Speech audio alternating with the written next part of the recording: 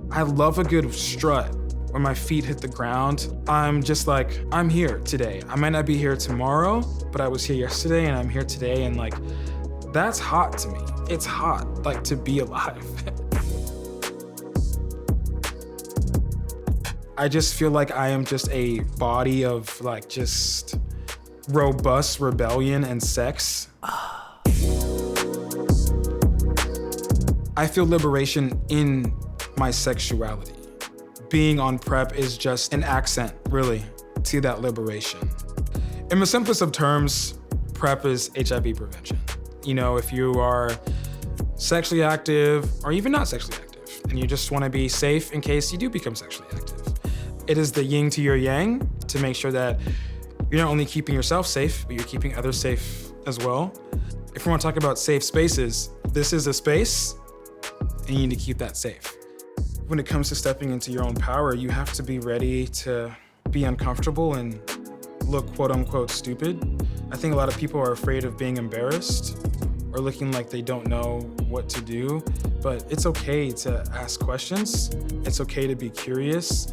I think people have this sort of like connotation of this is like the pill of promiscuity. It goes back to just, you know, you saying this is a choice that you're making for you and your body and in your health and what you may or may not be exposing other people to. I think PrEP would be a larger conversation if people weren't so taboo about the conversation of sex. If we're like sharing this thing with our bodies, this was happening with me. What's happening with you?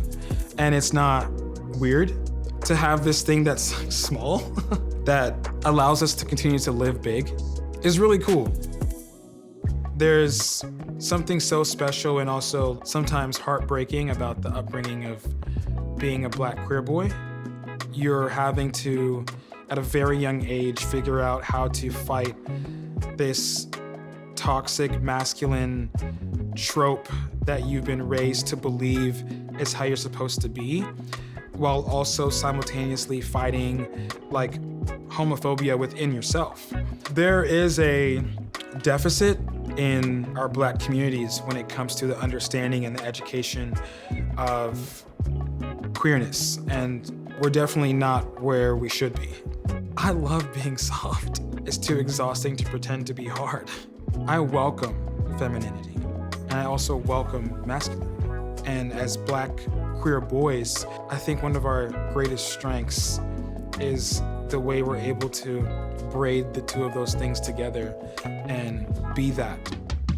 I'm an artist and a volunteer, whether it's cooking or donating clothes or scooping up dog poop. I say volunteer with like the utmost honor.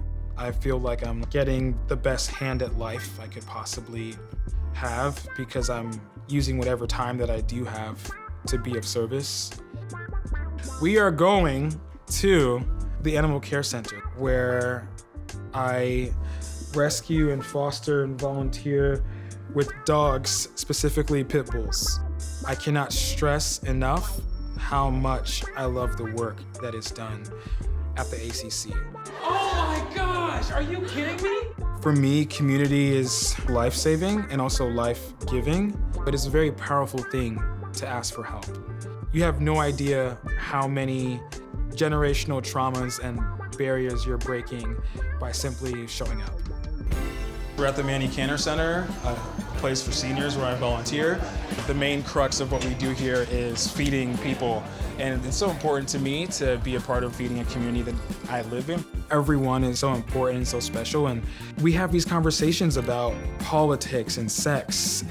I think a lot of times too, when it comes to love and people who are aging, folks think that because someone isn't like attractive to society standards that no one is like checking for them, but it's like the complete opposite. Like they go on so many dates, they don't really hold back when they're sharing stuff. So like if you want details, you will get details. And it was talking to older queer people, allowing myself to be spiritually seasoned by people who walked this path before and like gave me this beautiful affirmation of self.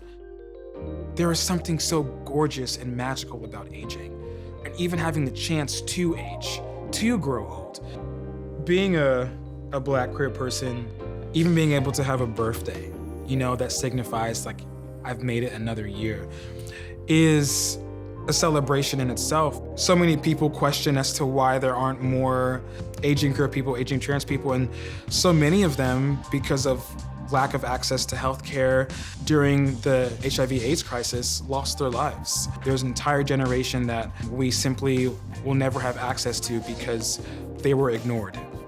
There are so many incredible Black and queer people who came before me, specifically Black trans people, who laid this beautiful foundation down in order for freedom of expression and to be able to have this confidence to fight for liberation. I do a lot of work with this organization called the Street Work Project, and we have this group called Artists Making a Difference, where we provide makeup and wigs and haircuts for queer youth here in New York City. A lot of the youth are like 15, 16 years old, and we know them because the family they were born into has cast them away. And also in my time there are young trans girls who have been murdered. You call like whatever contact number you can find to tell a parent that someone killed their kid, and the parents don't show up. Being queer is such a gift, and it's so beautiful, and like for people to think that you would like choose to live a life that opens you up to this kind of violence is insane to me. I was born in Flatbush, Brooklyn. I remember the first time that I heard the word gay and I thought it was a sickness because it was used in such a negative way. Before I had any sort of talk or conversation about what this was, I felt some sort of shame. There's a different kind of education that happens when you let people in and also when people let you in. And sometimes people don't know that they can shine until they're in a community. Sex is normal, and so is attraction and intimacy, and like, it honestly wasn't until I got sober and meeting other sober people who also happen to be queer, understanding that, I don't have to be on Molly if I'm gonna go to this rave or to this party, even though it's like this space, and being content with that.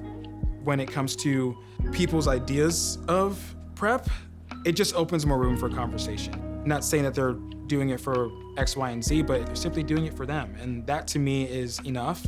What I want people to know about PrEP, like it's just a normal thing to do, a normal thing to have, a normal thing to practice. Someone you may know soon or may know now might already be on it, and you just don't know. Being Black and queer, I feel like a superhero. To me, it's such a responsibility to wear it with honor and intentionality. The two are so intertwined inside of me. It is the greatest gift. I know that there are so many queer and trans Black kids right now who don't even know in this moment that they're queer or trans. But there's gonna be a time in their life when they're already out and they're gonna hopefully see that they had a big brother advocating on their behalf because he just knew that they were out there.